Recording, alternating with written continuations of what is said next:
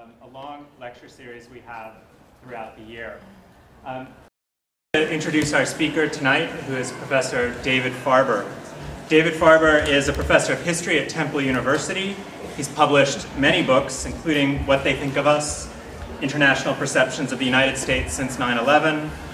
Another book is The Rise and Fall of Modern American Conservatism. Another book is Taken Hostage, The Iran Hostage Crisis and America's First Encounter with Radical Islam. Another book is The Age of Great Dreams, America in the 1960s. And another book is Chicago 68. He's lectured widely, including at the University of Paris, the University of Cambridge, Tokyo University, the University of Indonesia, and the University of Melbourne. Professor Farber's talk tonight is titled The American Conservative Tradition and the 2012 Presidential Election. Please help me welcome Professor Farber.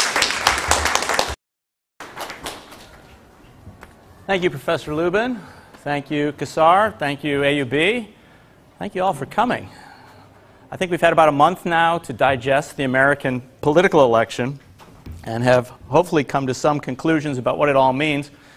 My job today is to give you some analysis on that election and to think in particular about the strengths, the weaknesses, the relative success, and the near absolute failure of conservatives at the national agenda on the 2012 election. So what I'm going to try to do today is talk about the election, but try to give you some background, some ways to understand that election, to understand it in particular in the context of Americans' 60-year experiment with the political ideology of conservatism. So that's my agenda. I'm a historian, so you're going to probably get a little more history than you might like, but I will do some contemporary analysis as well and try to give you a sense for what the conservative movement has contributed to American political culture, where it's at today, and in my final comments give us some sense for where the conservative political tradition in the United States might go from here. It's just waking up. All right. While that wakes up, I'll try to keep you awake. So you all know by this time that the American national election in 2012 was very close. It was very close. All right, we'll get there. It was a very competitive election. It was an election, obviously, we all know at this point, won by President Obama. He defeated his opponent, the Republican Mitt Romney. And as you can see on the map, to some extent, the election was regional. You can see the solid South. You can see the Rocky Mountain states mixed, and much of the Midwest and the far West going toward Romney, the two coasts and other parts of the country where Alex Lubin is from, New Mexico. It's his vote that probably made the difference down there, going for President Obama. The fragility of that victory and the near victory by Mitt Romney tells you how close these two contests were in the United States. The Republicans, as you know, held on to the House of Representatives. Let's see if I got that here. The Democrats picked up a few seats in the Senate. It was a close election. The two ideologies that were at stake were very clear to the American people. It was an election, unlike some in the United States at the national level, that was, in the minds of Americans at any rate, a choice between two ideological positions that mapped very closely to the two major political parties in the United States.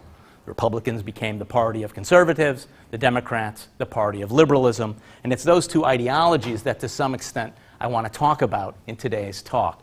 One of the things I think worth remembering in the United States is that this partisan divide, the party divide between Democrats and Republicans, has not always represented an ideological divide, conservative and liberal. That the conservatism of the Republican Party and the liberalism of the Democratic Party have become much tighter aligned over the last several election cycles. This little graph, which you can barely see, I assume, shows you how divided the two parties have come. This is a kind of political science-y thing. So this is a series of votes taken in Congress and shows how closely the Democrats align on one side on a liberal spectrum and how closely the Republicans align on a conservative side. If you looked at the same kind of graph, which I should have brought you, sorry about that, 30 years ago, you'd have seen this middle area where you see a couple schmoes, just a couple still here. You'd have seen many more in the middle at that point. There would not have been such a partisan divide on ideological grounds. In some ways, this makes sense. Most countries in the world, parties do align ideologically. But I want to emphasize that that's not always been the tradition in the United States. That's a new phenomenon. And the phenomenon I want to talk about in detail today is the creation of that wing of this ideological divide, this relatively new form of conservatism in the United States. This way of describing American politics, conservatives versus liberals, conservatives, Republicans, Democrats, liberals, is, as I suggest on the slide, starting in the 1930s. Before that time, Americans would not have recognized those two labels, conservatives and liberals, as the axis point for political conversation in the United States. Over time, Americans have had many different ways to think about the major divides in their political culture. If you go back to the earliest parts of the United States, you might say, right after the Revolution in the late 18th century, that the divide was between those who wanted a more patrician, elite form of government and those who wanted a more democratic form of government. For much of the first half of the 19th century, as perhaps many of you know, the divide was fierce, and it was between those who believed in a free labor system and those who wanted to continue, at least in a region of the country, a slave labor system. Those were the two great divides. After that, a divide between urban manufacturing sectors, rural agricultural sectors. You could continue this conversation. There is no essential ideological divide in the United States. It is a historical process. But for several decades, we've been living with this divide. And it's this divide, this conservative versus liberal ideological divide, that I want to talk about and explain in some detail. Now, in basic terms, when we look at the 2012 election, those two terms had a pretty specific set of meanings. Conservatism tended to have three major points of conversation. There was a political economy approach that was seen as conservative. The political economy approach that was conservative was focused on the ideal, a kind of normative hope, that the free market, that capitalism, was the best adjudicator, the best measure of how value should be created in the United States, and the best measure of individual life courses. That it was the free market that would determine success or failure, that the free market was a good and necessary tool for deciding who would get rich, who would not, who would be successful, who wasn't, who would have a job and who wouldn't, how value would be placed on individual activities in the United States. The market was the main arbiter of individual life courses in the United States. That's one major issue that conservatives believed in wholeheartedly. Let the market determine most Americans' life course. Secondly, was a set of social issues that surrounded conservatism. Those social issues have varied over time, since the 1930s to the present. They haven't always been the same set of social concerns, but you could generalize about them in a fairly straightforward way. Conservatives tend to believe that inherited, traditional, long-standing social hierarchies should be respected, should be allowed to continue until slowly, perhaps, culture changes, which could be a very long time. But that traditional social hierarchies should be allowed to play out within society, not within the political realm. What does that mean in practical terms? At first it meant that the racial struggle that African Americans were making, let's say from the 1930s, arguably through today, should be left alone to society, that government should not intervene, which would mean in many senses that African Americans would remain subordinate to white Americans. That was okay because it was traditional. It was how things had long been in the United States. Over time, another main issue that conservatives held on to is the idea that women, because of traditional verities, because of religious beliefs, that women in general should be subordinated to men. That might change over time, but that was a traditional social hierarchy that should be respected. Today, the most spearheaded of those social hierarchies probably has to do with sexual preference. So that Americans today talk about whether or not homosexuality should be recognized as an equitable, normative part of American life. Conservatives tend to say, well, based on tradition, based on religious beliefs, based on long-standing cultural understandings, no, homosexuals should be subordinated to heterosexuals. So these social hierarchies are a second point of conservatism. Tradition, old, long-standing beliefs should be continued and not allowed to be changed by a government intervention. The third piece of this has to do with foreign policy or America's role in the world. Conservatives tend to believe, and this is not absolute, this probably has more wiggle room than the other two. Conservatives tend to believe in American unilateralism, that America should have no need to answer to any other country in the world, but can, indeed must, pursue its own interests without concern for treaty, obligation, or long-standing relationships with other countries. That Americans must act on their own, as they wish, when they wish, to their own national interests. This unilateralism recently has tended to approach foreign policy with a kind of, what's a good term, muscularity, a sense that America can and will exercise its military might in pursuit of this unilateral set of interests. This has not always been the case for conservatives, but for the last several decades that's been the case. So those sort of three pillars, a political economy pillar, a social policy pillar, and a foreign policy pillar, sort of make up conservatives. Not surprisingly, liberals are almost the reverse in many of these ways. Liberals also respect capitalism. There is no major party in the United States that opposes capitalism. There is no major political position in the United States that is opposed to the free market per se. It's at the center of American life. It's enshrined in the Constitution. But liberals don't believe that the market alone should signal, guarantee, obligate Americans to a certain set of understandings or social positions or economic outcomes. Liberals believe instead, and part of it goes to the 1930s, liberals tend to believe that the market must on occasion be disciplined, regulated by the government, by the state, by the federal government at that point. So liberals believe that the free market on its own is not the sole arbiter of American outcomes, livelihoods, or political or economic fortunes, but that the state has an obligation, as Franklin Roosevelt expressed in 1936, to intervene in order to ensure that Americans as individuals can equitably pursue their own economic opportunities. That concentrated wealth is a result of marketplace outcomes and cannot alone be considered an arbiter of American life. On social issues, similarly, and changing over time, liberals have approached equality, not simply economic liberty, but equality as a virtue of the American people, and have tended to support, it's not absolute, it's been incremental, it's not radical, but have tended to support and continue to support the flattening of social hierarchies. So it's liberals who came out in support of African American civil rights. It's liberals who came out in support of the women's movement. It's liberals who tend to support homosexual or gay rights in the United States today.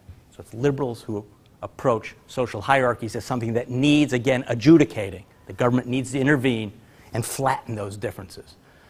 Liberals and conservatives differ as well on foreign policy.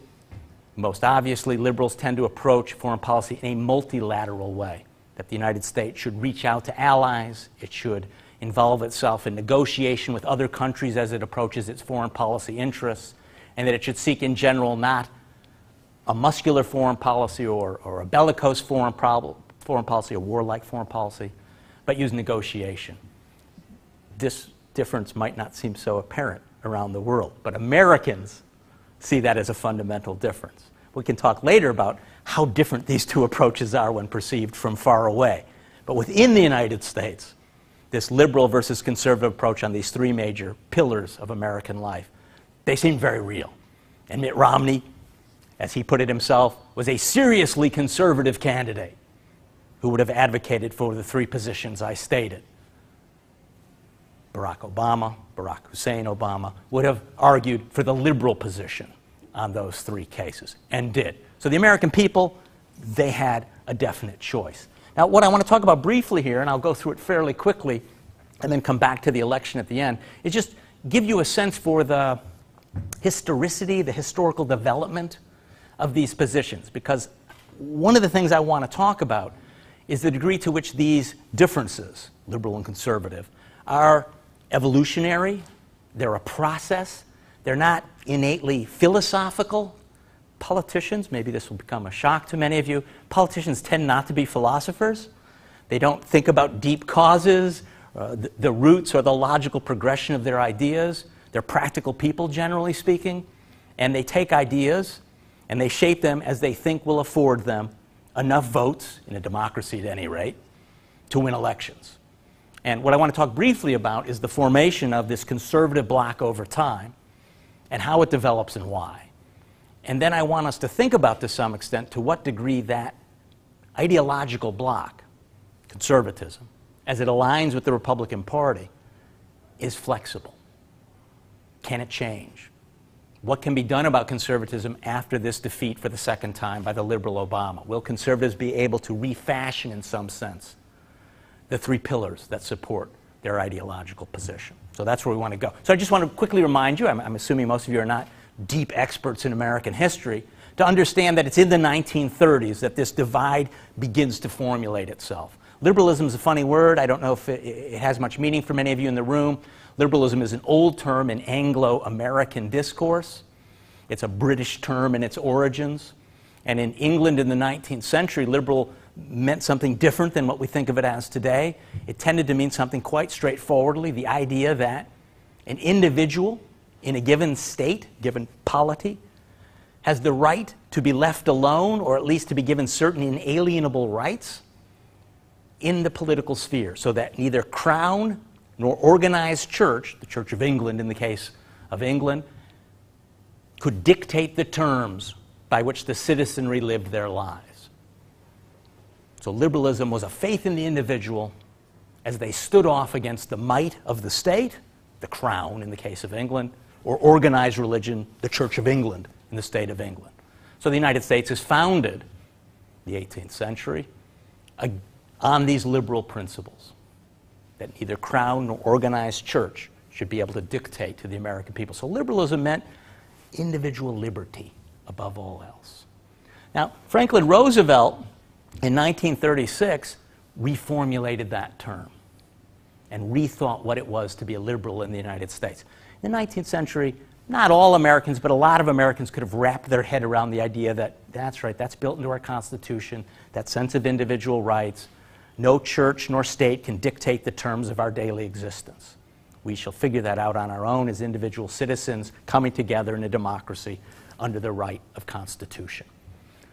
Roosevelt, facing an economic crisis unparalleled in American history, rethought that social contract. And he added a third position to that liberal premise. And it says it fairly straightforwardly here. Because the U.S. economy had crashed in 1929 through 1933 when Roosevelt took over, unemployment had reached 25%, the banking system had fallen apart, banks closed throughout the United States, capitalism seemed plausibly to be in collapse. Roosevelt said it's the obligation of the government not only to fight dictatorial states, a dictatorial social order, but also a dictatorial economic power. And it would be up to the government to intervene in the capitalist marketplace to guarantee people an opportunity for individual happiness. This riled up many Americans, in particular wealthy Americans, capitalists, business people, who felt that in some ways their right to determine the state of their own economic status, to control their own property, was being taken away by Roosevelt's expansion of the federal government's power during this period of time. And so economic conservatives began to organize for the first time around an ideology of conservatism. They began to use the phrase. It's not a phrase that had been normative in the United States. Politicians in 1880 and 1799 and 1899 and 1920 didn't call themselves conservatives. They had other names to call themselves. But in the 1930s, they began to reach towards a new terminology. Well, we're not 19th century liberals anymore. We'll become conservatives. And I think this is a really nice statement of that viewpoint, that property, individual people's ability to dispose of their property as they thought best, to make money off it, to sell, to buy, to employ people as they saw fit, that was in some ways the primary right of the American people. And that became the foundation for economic conservatism. The group down here, the American Liberty League, was a group of big businessmen, General Motors, DuPont, Dow Chemical, some of the giants of American industry at that time, began to form, I guess what we call today, a lobbying group, or another term maybe some of you heard in the American parlance, a super PAC, a super political action committee, to raise large sums of money from wealthy people, from major corporate interests, and to try to organize a political opposition to Franklin Roosevelt's new liberalism, his New Deal at that time. This became sort of the foundation of the modern American conservative movement. This economic conservatism has continued as a vital, strong, and a lucrative form for conservatives to organize through today. And a series of different organizations. The Liberty League disappeared in the 1940s, but the National Association of Manufacturers, the American Enterprise Institute, the Chamber of Commerce, the National Conference Board, the American Business Roundtable. I could list dozens of these business organizations that exist through today that were formed to promote an idea of economic conservatism, that the market should be primary in adjudicating America's economic predicaments, not the state, not the government. That became a central aspect of American life. This movement was a minority movement. I mean, you can figure out why, right? It's really hard to sell to the majority of people who are not wealthy, who are not rich, the idea that they should put their hands, their fate, their fortune in those of the wealthy. It's a hard sell. Any of you follow the stuff, the 1% versus the 99%, that became a kind of common rhetoric over the last few years in the United States. And that's kind of a polemical version of that sense of like, why would you trust the wealthiest people to determine your fate in the United States? You not being one of them, you 99%. So this became a problem for conservatives. And Robert Taft, who was one of the more successful conservatives in the 1940s and early 1950s, ran on this economic conservatism. He never got the nomination from his own Republican Party to run in the final presidential election. The Republican Party did not align itself with economic conservatism during this time. It was too unpopular among the American people. They trusted too much in Franklin Roosevelt's New Deal, the social safety net it created, and other liberal tools of intervening in the marketplace. People today sometimes talk about there being a liberal consensus in the United States from the late 1930s, at least through the 1960s. Conservatism was in abeyance. It was a weak political ideology during this time. Didn't disappear, still present. People still fought for it. They still argued for it, but it was weak. But that pillar remained. So the trick is, how do you take an ideology that at its core in some ways is appealing narrowly to those who prosper best under capitalism and win elections with it? Right? Again, this is not a debating club. This is not something people are talking about in intellectual circles. How do you win elections? How do you create a broad enough appeal? There's three pieces to winning an election, right? Having good ideas, spreading those good ideas to people, and then mobilizing those people to actually come out and vote when an election comes. You got to do all those things. So conservatives have, what they think is a pretty good idea, but they can't do the second and third part of that. Convince enough people that it is a good idea for them and get them to vote accordingly. In the 1950s, in the face of this relatively weak economic conservative movement, people began to rethink how to expand the conservative political bloc. How do you get more people involved in conservatism? I used William Buckley here as an exemplar of this. There were many smart guys, intellectuals, policy advocates, public intellectuals, pundits, who were trying from the conservative side to expand this. And one thing that Buckley in particular was pretty good at, an intellectual, a famous writer in the United States, a man who became at 23, a best-selling author. Remember that, young people in here. At 23, a best-selling author in the United States. By advocating for the fact that he wasn't just an economic conservative, but as I suggested in the front of my talk, he also believed that a virtuous society, a good society, not only respected individual liberty when it came to disposing of your own property and pursuing your own economic livelihood, but that the world was a hard place. You did need other forms of support in life, but that the government wasn't the right place to turn for that kind of support.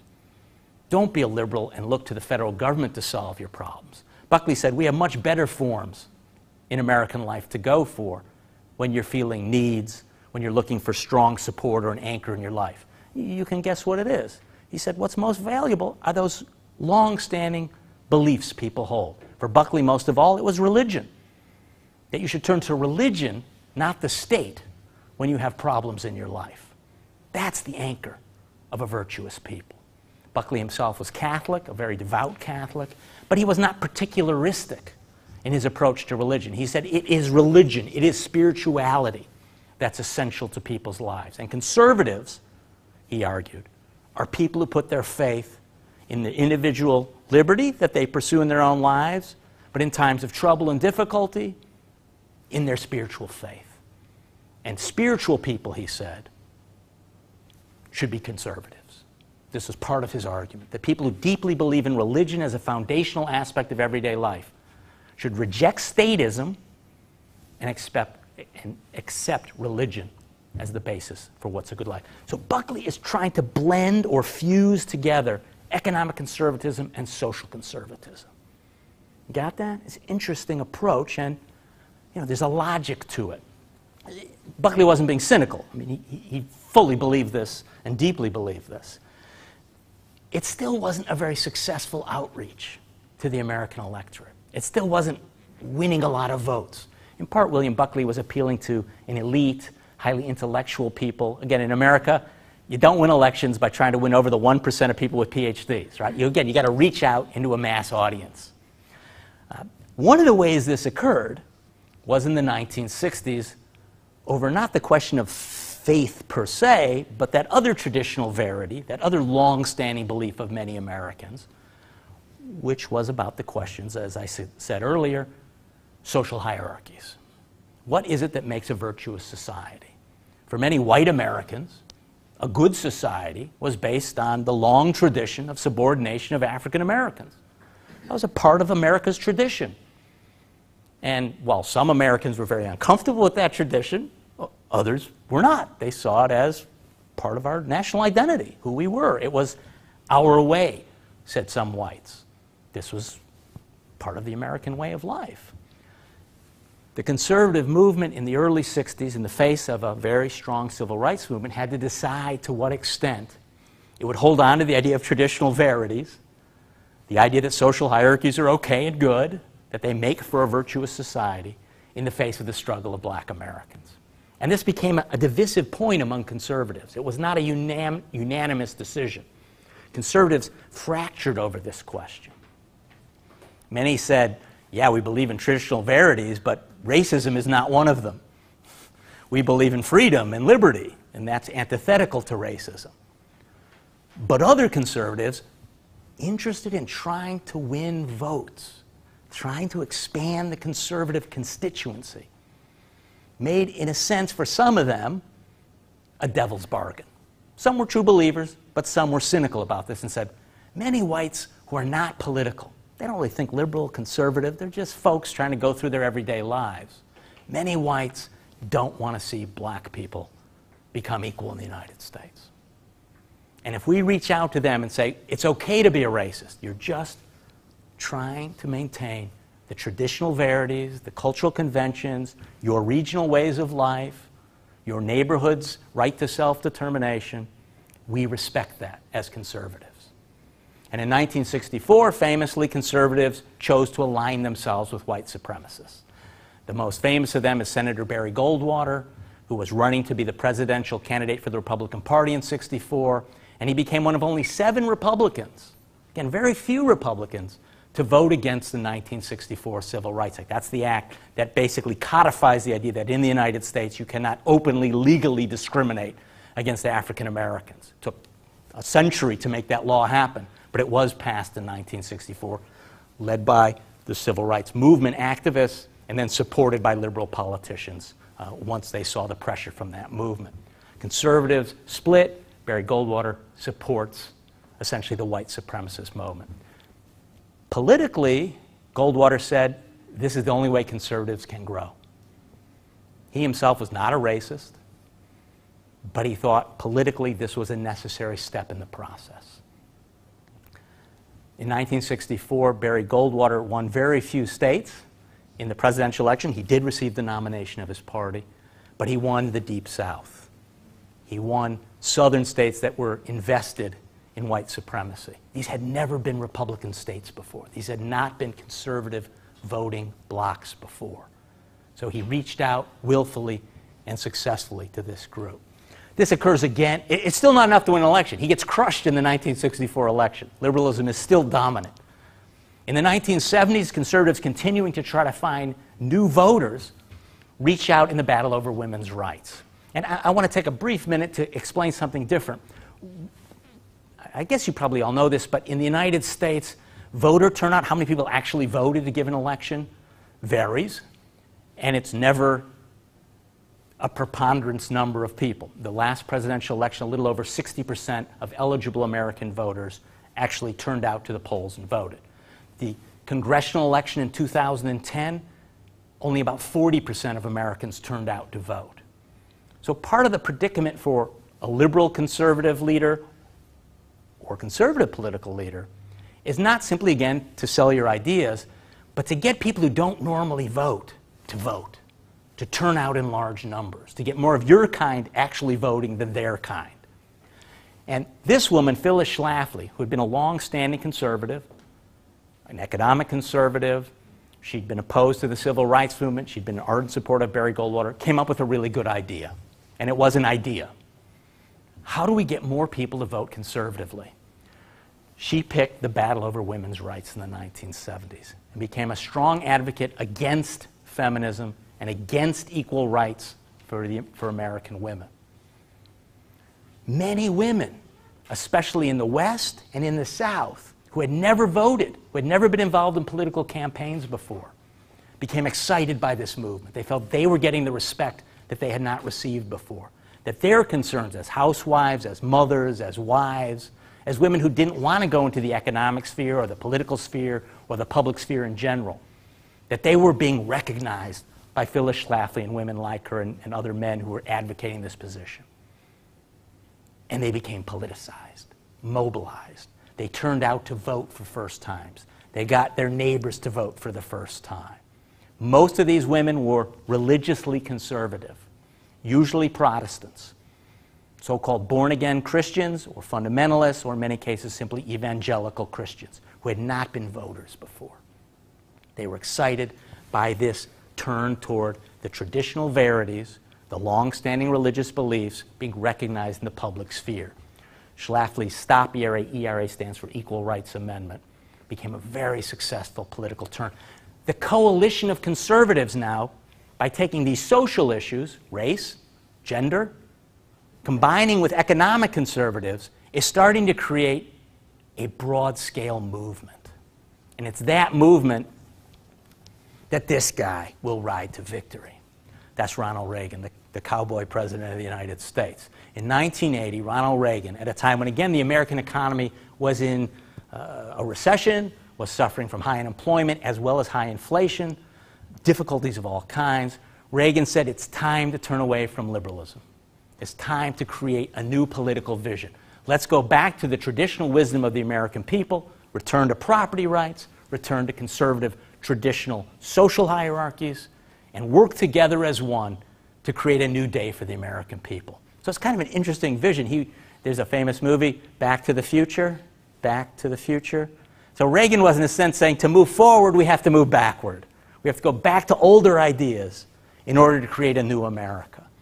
And at a time of economic crisis, when some liberal ideas seemed not to be working economically, when there was this mobilization of social conservatives, there became linkages, the fusion that William Buckley had hoped for in the 1950s, that with other factors, Reagan was a great politician, he was a good speech maker, there were other individual factors, creates conservatives' great victory.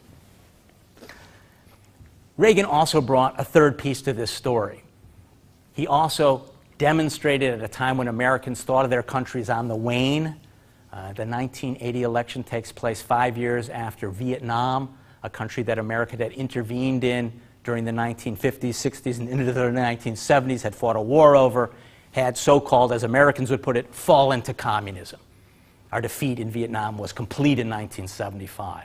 Some of you may know in 1979 something happened in Iran, and 50 Americans were held hostage for 444 days during that time, and there was a perception among many American people that the United States was becoming weaker internationally, that American liberals turned toward multilateralism, toward negotiation, toward less recourse toward military answers to foreign policy was not working, that Americans needed to be stronger again. And Reagan spoke toward that tradition. America needed to be strong again. It needed to act unilaterally again.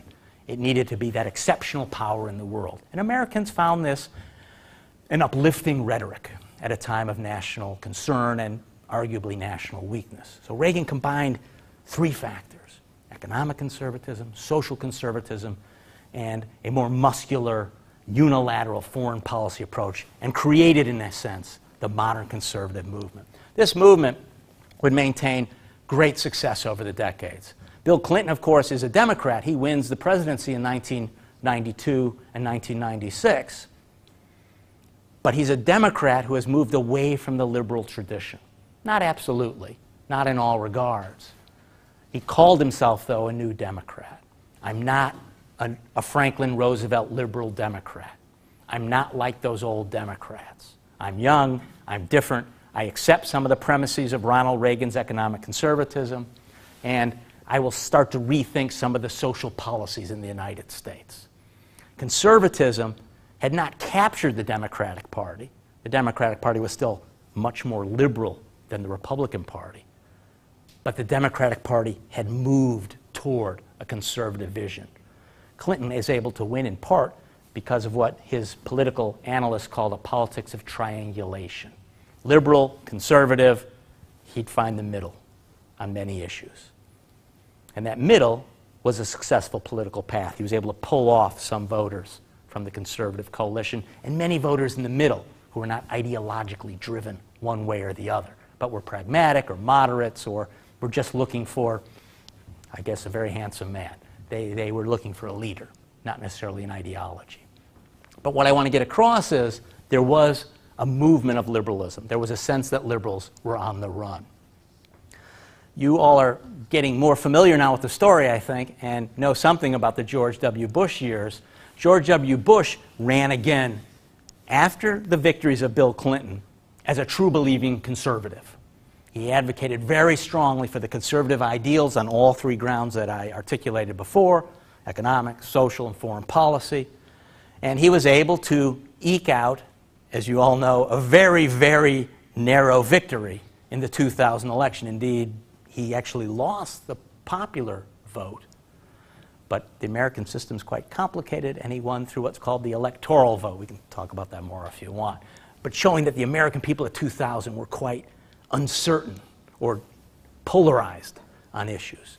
And the problem was that George Bush's presidency for conservatives went sour. Most of the core principles upon which George W. Bush advocated turned out poorly. The results were poor.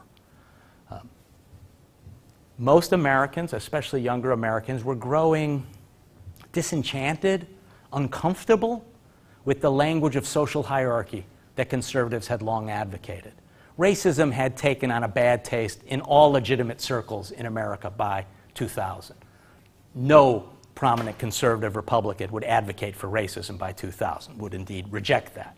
On the women's issues, in some ways, women had gotten ahead of the politicians, and more general equality was occurring in the United States. It was almost without help of government, and fewer politicians would stand up against the changing economic, social, political, and intellectual position of women. So conservatives are sort of losing that premise.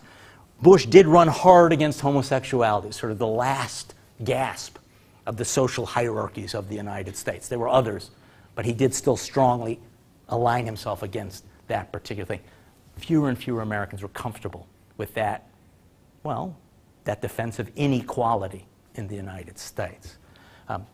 More particularly, as you all know, Americans' decision to go to war in Iraq, Bush's preemptive or preventative war, the language he used to explain the war, was proven to be wrong in several different regards. Wrong in its public declarations as to why America needed to go to war. Weapons of mass destruction would be found to prove that Iraq was a danger to the United States. Turned out not to be true. That the Iraqis would welcome the United States. There'd be just a few days, maybe a few weeks at worst of war, and then everything would be great because America would be beloved there. Didn't turn out to be true. That one way after another, many Americans felt Bush had either, well, it's a hard word, but lied, or a more gentle word, misled the American people about the course of that war and the reasons for it. Thirdly, and perhaps more powerfully for most Americans, because it hit them every day and in every way, the economy collapsed. Bush had embraced conservative economic policy, had furthered the deregulation of the American financial markets. Again, a process that had gone on from Reagan through Clinton, continuing with George W. Bush, but which, as, again, I would assume most of you know, ended catastrophically. America's banking system nearly went under in 2007, 2008. So conservatism seemed to be discredited on its unilateral, bellicose foreign policy, on its economic conservative public policies, and, though still contested, on its long embrace of social hierarchies. That's making for a very good political atmosphere for Barack Obama in 2008. Conservatism is imploding. Now, that didn't mean liberalism was triumphant. It simply meant that the alternative was starting to become less and less tenable. So when Obama runs in 2008, you can see the rhetoric here. I won't detail what it says here, but you can see he's saying again, liberals were right. In the face of economic catastrophe caused by total faith in the free market, we need a role for government in economic policy. We need a role for government to safeguard American individuals in their pursuit of their happiness. And obviously, by his very being, again, with that name, which in America was quite a challenge for many, he said, it's time to get past old divisions. Religious, social, racial, ethnic, gender, sexual preference. We need to get past those differences. We're all Americans. And he ends, I am my brother's keeper, and I am my sister's keeper. Again, sort of changing the traditional passage to reflect a more, well, what he would call progressive vision of America and what it would be. So in 2012, after Obama wins in 2008 pretty handily, the question became, would Americans buy again a far more liberal vision? And it was a harder sell in 2012. In large part, Obama wins the election in 2008 based on Bush's foreign policy failures, conservatism's unilateralism and bellicosity, and conservatism's failure to keep the American people prosperous. The economy had collapsed under conservatives' watch. But the last 4 years in America have been no cakewalk. The economy has continued to struggle under the more liberal Obama. His methods of changing the economy, intervening directly, financial stimulus, bailing out certain corporations, trying to regulate banks, had had a mixed record. Obama would say, well, if it hadn't been for that, things would have been much worse. But all Americans knew was when Obama took over, there was about 8% unemployment. And when the election came, there was about 8% unemployment in the United States. There'd been no real turnaround under the liberal administration of Obama. If Americans were just voting on economic policy, maybe they would turn toward the conservative Republican Mitt Romney, who promised the American people he would focus like a laser beam on the economy and, using conservative economic principles, restore American prosperity. So if it was just self-interest, right, who would win? Economic self-interest. Here's the interesting results. So the hardest hit economically Americans were young Americans. Perhaps not surprisingly, people just joining the labor market, either just getting out of high school or just getting out of college, people who had yet to anchor themselves in the labor market. Their unemployment rate varied depending whether they were college graduates or high school graduates. High school graduates had a much harder time getting jobs than did college graduates. But their unemployment rate was 50% higher than older people, over 12% unemployment for people under 30. 12%, that's bad. That's scary. And yet when the election came, overwhelmingly, I got the number, over 60% of young people under the age of 30 voted for Obama. Why? Why would they do that, given that their economic promises had not been realized under the liberal Obama? It's an interesting question. Part of it clearly had to do with the other two factors that Obama promised. Young people, it turned out, were overwhelmingly in support of flattening the social hierarchies in the United States. Overwhelmingly were supportive of homosexual rights. Were overwhelmingly in support of full equality for women in all aspects of American life. And overwhelmingly, though again this was not a contested idea in the United States and by the mainstream, in favor of the rights of minorities.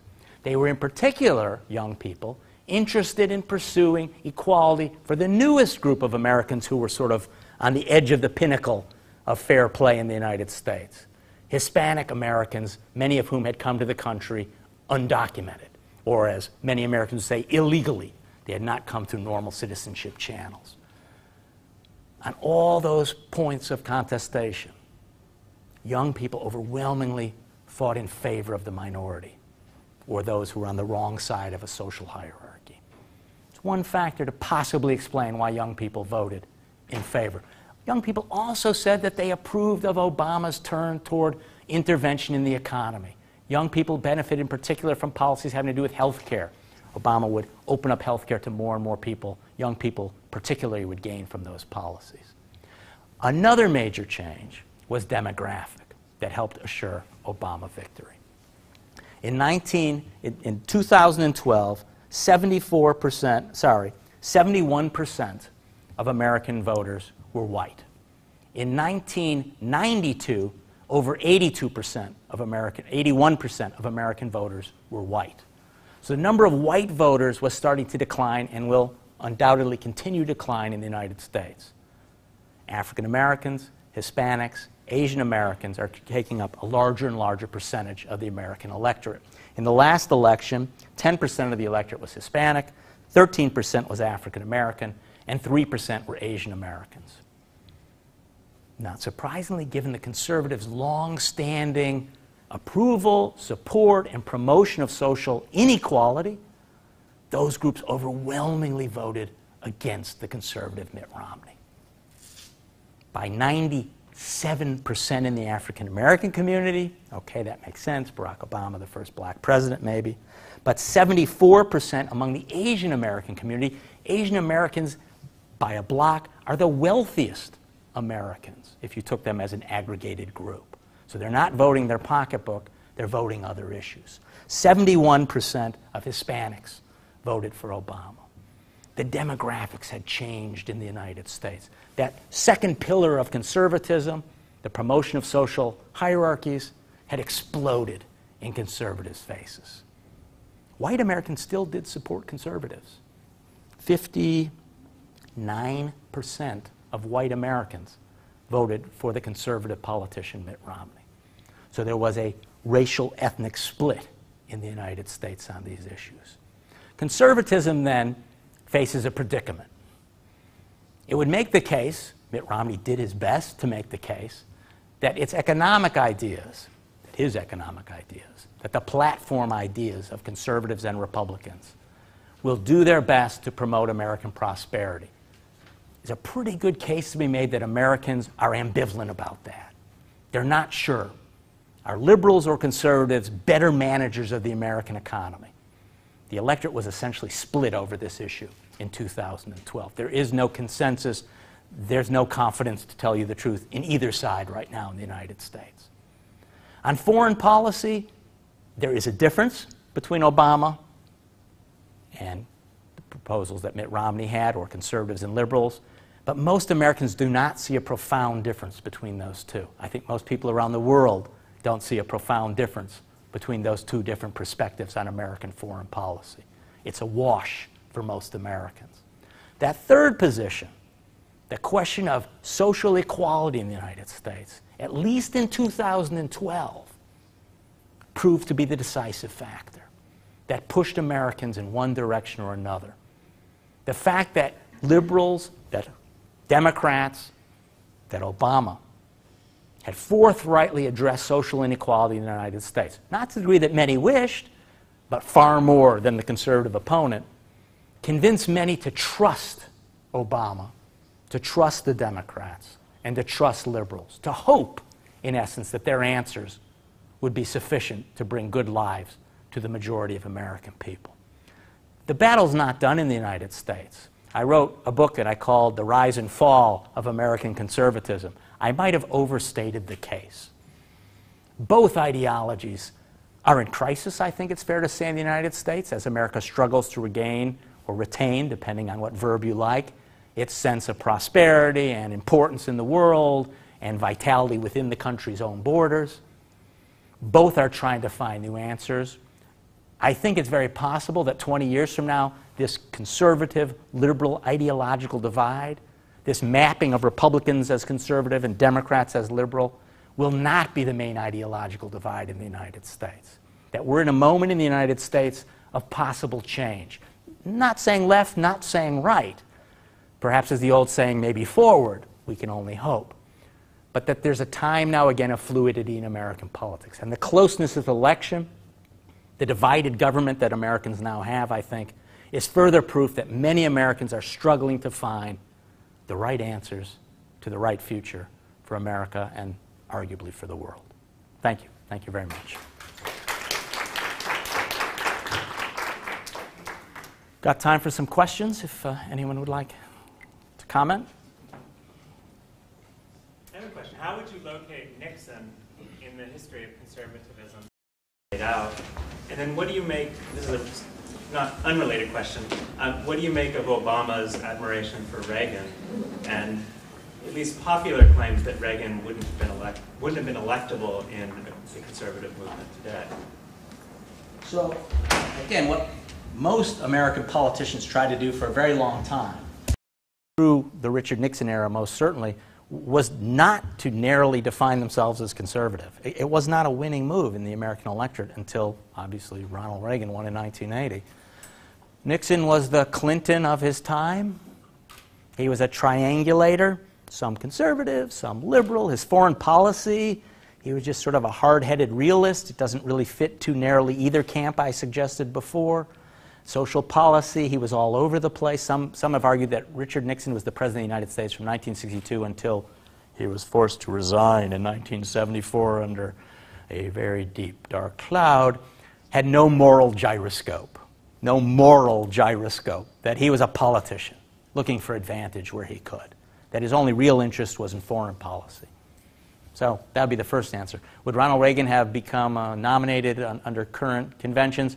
Ronald Reagan was one good politician. I think if he wanted that nomination and he wasn't 106 years old in 2012, he probably could have gotten it. He was a great politician. I mean, that's why I want to. And that's why Obama, I think, respected him. He respected him for his rhetorical brilliance.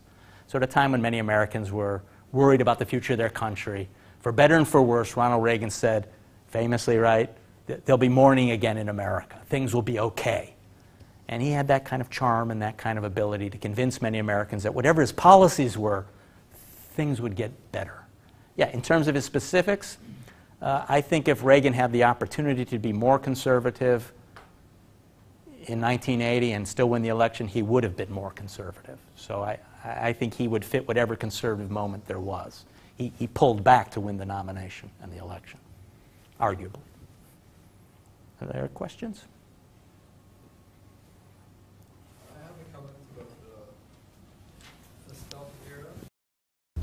Phyllis Schlafly.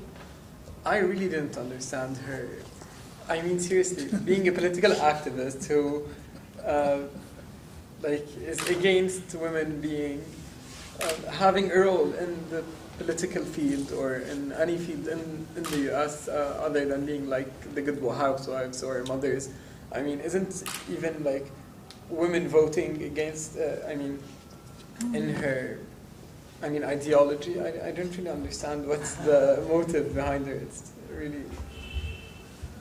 Well, there are some today who believe forthrightly that a woman's role is primarily at the home. She should be a mother and a wife, and that any attempt to leave that realm is dangerous to society. So that would be a bad thing, to have women join society in more forthright ways. So there's a kind of broad ideological concern. Some Christians say that's in the Bible. Maybe it is. I'm not an expert. Some would argue that there were specific problems with the women's movement and feminism. They would point to the fact that maybe women should not have to serve in the military. Beth Bailey gave a talk here last week where she talked about that issue, that under the Equal Rights Amendment, it would have been likely that women would have had to be drafted just like men into the armed forces. I did not mean to bring down the ire of anyone by saying that. That's right. Phyllis Schlafly's ghost is here. So those are some of the reasons why the feminist movement created concern among many Americans, men and women, especially religious people during that time. Now, I'll do a tap dance, but you won't see it, but it'll be very entertaining.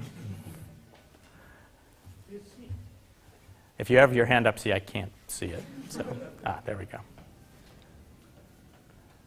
So I hope that answered your question. Any other questions or comments? I think we give too little credit to someone who was ran for the Republican Party, Ron Paul.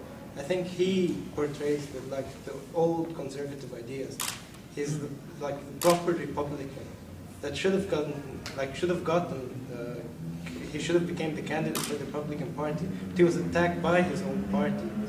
I think news or even conservatives, right now, he is the solution to a lot of the crisis that is in the United States. He's been speaking the same thing for the past 30 years. You have an interesting point. I mean, he definitely represents a different ideology than the one I put up here. The first pillar, economic conservatism, Ron Paul would be an advocate for, that the market is the best adjudicator of Americans' livelihood and of virtue, and that it should be left alone. But he was not a social conservative. I mean, he might be personally, but he doesn't want to intervene in the rights of other people. He feels individuals should be left alone. So he's called a libertarian.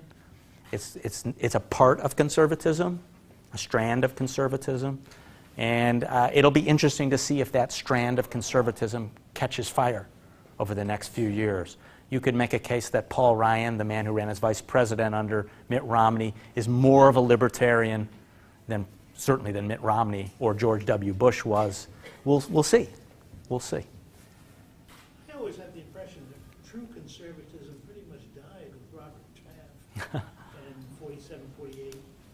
And since a series of negatives, fear, communism, blacks, immigrants, and each time the three you mentioned, Reagan and the Bushes, the overtly conservative candidates came in, they acted totally against their principles and established the largest deficits in American history and basically borrowed money and sold America to foreign bankers. And the states that went for Mr. Romney were the welfare states that benefit greatest from the federal government, and the states which actually pay more and carry the burden of taxation were the states that went for Obama.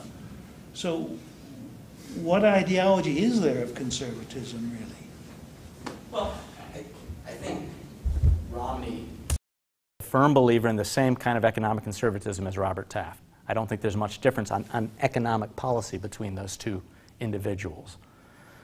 Again, it's a hard sell to say to the American people, a democracy where you have to win 50% in one vote to take over most offices, and say, put your fate in the hands of the wealthiest Americans. It's a hard sell. Even if it's true, even if it works, it's a hard sell. And so conservatives, to amass an electoral majority, have had to reach out to other kinds of conservatism. You're quite right that Robert Taft was not a social conservative. Indeed, his foreign policy would have been antithetical to George W. Bush's. That's why I said it's changed over time. Robert Taft's an interesting character. I was given a profile encouraged by John F. Kennedy, the famous president of the United States, because Robert Taft had refused to sort of take on the war fervor that was so common in the United States in the 1940s and 50s, and believed that America should remain a small military power and not intervene in other countries' affairs. So it was a very different kind of conservative foreign policy than what has come to predominate among conservatives today. So it's an interesting point you're raising.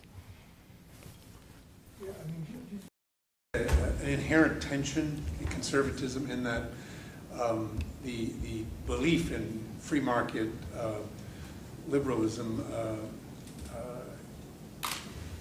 is the very thing, isn't it the very thing that is eroding everything traditional, and including hierarchies and everything else. It's if you once you've turned over the market, how can you possibly, keep these things under control? I also wanted to ask you if you were, advising someone who's going to run for the Republican nomination next time, what sort of shift would you suggest in order to get back to a majority? About the paradox, what's a nice word for it? Contradiction in the conservative position is something intellectuals make all the time, that capitalism is the greatest destroyer of tradition the world arguably has ever seen. That's the whole point of capitalism, is to constantly revolutionize and change, creative destruction, the phrase the famous economist Joseph Schumpeter used. And some conservatives recognize that. The libertarian conservatives tend to recognize that tendency. Others have done their best to mitigate it. And by mitigate it, I say, yeah, capitalism's hard. It is full of change. That's why we have to hang on to our religious beliefs. That's why we have to hang on to certain traditions. Because that's the only way we can stand up to the engine of destruction that's capitalism. Buckley would say that. Buckley was no fool. He understood the revolutionary power of capitalism. So he said, so we always have to chain capitalism within a culture that can withstand its shocks. So that's the simple conservative response. What would I say to a conservative who wanted to win the 2016 election? You got to change the demographics. And the group this is conventional wisdom in the United States, the group that's most easy to move demographically is probably Hispanic Americans. Their voting patterns are not as settled. They're still unsure of which position they want. Many have argued that most Hispanics are religiously conservative, and therefore there are ways to reach out to them without changing the economic conservatism of the party. That maybe Hispanics are strivers. While they're poor, as a community, they're poorer than any other group in the United States, poorer than African Americans, but that they see themselves on an upward trajectory. So you can convince them that economic conservatism. So there's a couple famous Hispanic politicians in the United States right now, Paul Rubio, Marco Rubio in Florida. There's a new guy who just got elected in Texas. These guys might very well either be vice presidents or maybe presidential nominees for the Republican Party. That would be the advice everybody would say. Get a Hispanic on the ticket and see if you can change the demographics in the United States. I'd say the same thing. There was a factor, which I don't know if you consider a factor, why it wasn't mentioned, but in this election, the media. And the media having the president's back for the most part. And it's not a myth anymore. Most of the media does back the president, and it's evident through their agenda setting. For example, in Benghazi, what happened at the consulate, most of the mainstream media has failed to cover facts as they were arising, and they, if you will, slept on it. And only recently have they begun addressing the issue. Whereas just for going, for example, after Susan Rice right now in the Senate, Republican senators are being called racist by the mainstream media. I'm just giving one of many examples of how the media has the president's back. I want to know what you think about that. Certainly for conservatives who strongly believe that to be the case. I've been following very carefully the New York Times, the Washington Post, and the Wall Street Journal, the three probably great papers in the United States right now. I've seen no reference to racism in the discussion, and I don't follow the television station, so I don't know how they're treating it. Is it more on television? I'd be surprised if you're right, but it's possible. The Benghazi thing is a good example of reticence on the part of the media to interject itself into the middle of that. But Fox News was equally reticent in the first 72 hours, which is, yeah, as said now, has the dominance in news audiences in the United States. So they were reticent because nobody knew. Now, whether the CIA and the State Department really knew and kept that information back, there's going to be many investigations to find out. But the media, I don't think, can be interjected into the middle of that conversation. For example, it was hardly mentioned how, for example, for 2 weeks, after even knowing that it was a terrorist attack, the White House kept telling the American people that it was a random reaction to a very provocative video. Okay. All media was silent about that except Fox News. That's and I agree with you. I want to give you another example. Sorry. One more. The Republican primaries, I don't know if you remember this, but Newt Gingrich made a comment about him being the paycheck president versus Obama being the food stamp president. And it's very, I mean, it's known what he meant by these comments, but in the mainstream media, it was portrayed as Newt Gingrich being the racist just for attacking food stamps.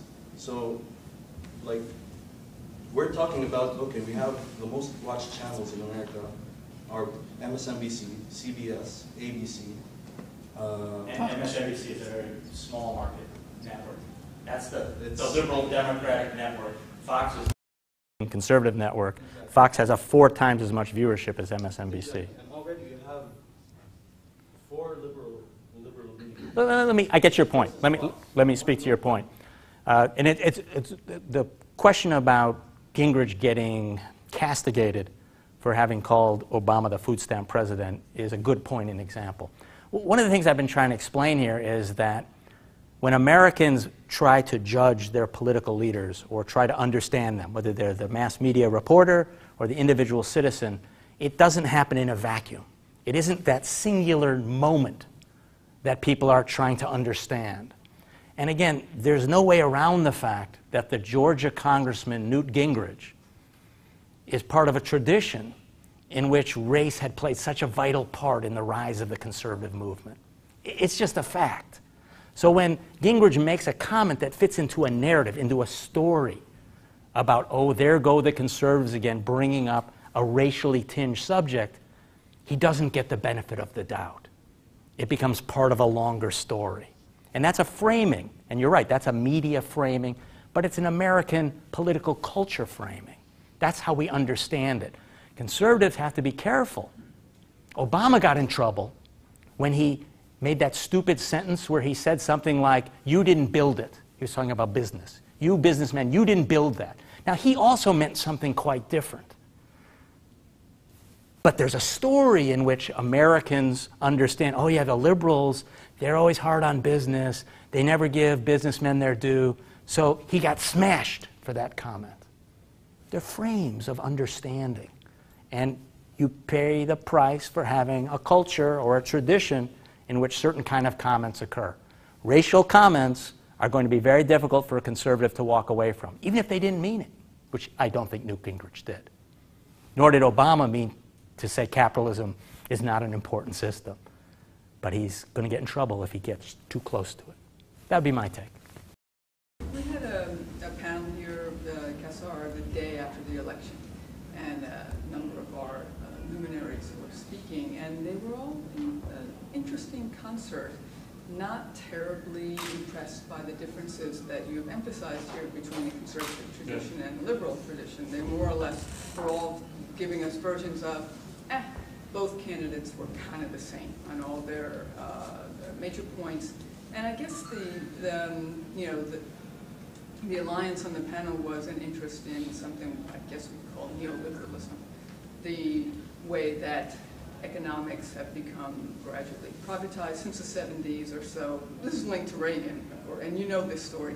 But I'm just interested in why you're continuing to be interested in emphasizing something distinct as a conservative tradition. And there were a few moments in your talk which I think a lot of us are interested in.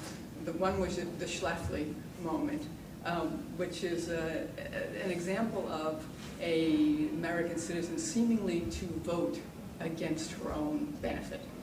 And then and we still haven't come to the end of that discussion. It's really very complicated what she represented, but she does represent in some ways something that's still incredibly important. And you said that young voters, they should have voted against Obama in some sort of logical system because they weren't doing that well. They were the main victims of this economic turmoil.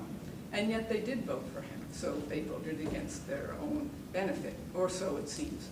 And that's the problem of individualism under neoliberalism, and what is going on under the veneer of a media-produced liberal conservative kind of split. So early on, that I think it is interesting from an international perspective that the differences between a Romney and an Obama are not large. I mean, American political spectrum and its major parties is a narrow spectrum. It's not like Italy or France or other peer countries of the United States in many ways. We have a narrower political spectrum. And so I agree with your basic premise. I said both parties are pro-capitalist. You use the word neoliberal, the idea that the market has better solutions than the state, and when it comes to a myriad set of issues. I would disagree that they have equal investment in the neoliberal project. You and I could have a long conversation about that. But they're both pro-capitalist. There's no doubt about that. There hasn't been a major party candidate in the United States in the 20th or 21st century who's not been pro-capitalist. Franklin Delano Roosevelt is similar to Obama in that sense. So there we disagree maybe a little bit. Domestically it matters. And people said that about George W. Bush and Al Gore in 2000, that there was no difference between this Republican and this Democrat at that time. I think the people of the Middle East would probably learn that that wasn't true. I am pretty confident that Al Gore would not have gone to war preemptively or preventively or whatever made-up word was used in Iraq. But I could be wrong. You know, there's no certainty to that. So I think there are real differences between the candidates on certain real issues. But they're not big differences often. So, you know, you and I agree. The question of self-interest, some people look long-term, some people look short-term. I make a good living. You know, I should probably be a Romney voter. I think in the long term, though, liberal solutions tend to work out better for the American people. I think a more equitable society has long-term sustainability in a way a society with great inequalities does not. I think too much inequality produces too much turmoil. So just looking at my own pocketbook for the long term, I want an equitable society in which there's a fair amount of comity and agreeability among the American people. So I would be, you know, a voter against my narrow pocketbook issue. The tax changes that Obama wants will hurt my pocketbook, but make my heart feel good over the long term. So that's the difference, I suppose, on how short-term and long-term understandings of politics. Is that a good one to end on? One more. Could you describe the trajectory in congressional politics? So that's a more. So if you took the aggregate votes in 2012, the liberal Democrats won more votes than the Republican conservatives. But the House of Representatives remains in Republican control and conservative Republican control. Why is that? Incumbency. It's much easier to win re-election in the United States for a variety of reasons. We get into the weeds a little bit. You probably know this, but nobody else does. The way American congressional districts are formed, there's 435 of them, many. They're determined by state legislatures. They divvy up the districts as they think is best. There's a process called, it's a great American word, you should all know this word, gerrymandering, where they figure out how to maximize the politics of their own interests. And the Republicans have been very, very good at that. So they've been able to figure out how to create enough majority districts that are Republican in orientation. There's many more pieces to that story. But I think the House will remain very close for many years. Over the next at least 3 or 4 election cycles. Remember, the House of Representatives, every 2 years, Americans re-elect their House of Representatives. You made a comment that Barry Goldwater is personally racist, but he ran on a platform of white supremacism and segregation, so I'm wondering how... Yeah, I guess I'm not sure what the word personally means in that sense. But people always point out that, you know, in his heart, he was a nice guy. He ran a big department store in Arizona. He was a wealthy businessman. Famously, and it was a big deal in 1950s America, he hired black people to be salespeople. There were very few department stores in the United States that did that. He just did it, you know, he was basically a meritorious guy. He thought they were deserving. There were only like 50 black people in the whole state of Arizona. It wasn't a big issue in the state of Arizona. But, you know, in everyday ways, he proved, before he became a politician, that he was not a racist. But you're right, who cares in some sense? When it became important, he sided with racists. And maybe that's what counts. Another issue that got last year in this discussion was about fundraising money. This last election was historically most expensive fundraising money. So Democrats had a lot more. Republicans, we know about as 2 weeks before. So it was like predicted that Obama could win. My question is, should we limit this fundraising money to not to arrive to an expansion through this fundraising to an all-in? Well, the fact that there was an unprecedented amount of money spent is very noteworthy. It didn't turn out quite as most experts had thought, where the money would have a determining quality. It didn't have as much emphasis on individual voters, seemingly, as we had expected it to. It's interesting to think about why. Do people get information from new sources now? So that most of the money for fundraising goes to television advertising. It's the most expensive part of campaigning. And fewer Americans get their information from television, or especially advertisements, because we have many ways now, right, to get rid of the commercials. So we'll see about money. The bigger question you ask, which is, should we allow in the United States money to have so much apparent role in campaigns, has unfortunately, from my perspective, been answered by the Supreme Court of the United States, which has declared it doesn't matter what Congress wants, what a state legislature wants, under the Bill of Rights, under the First Amendment to the Bill of Rights, freedom of speech. Anybody who wants to spend however much money they want on a campaign has that right. Money is a form of speech. So until the Supreme Court changes its mind, it won't change the role of money.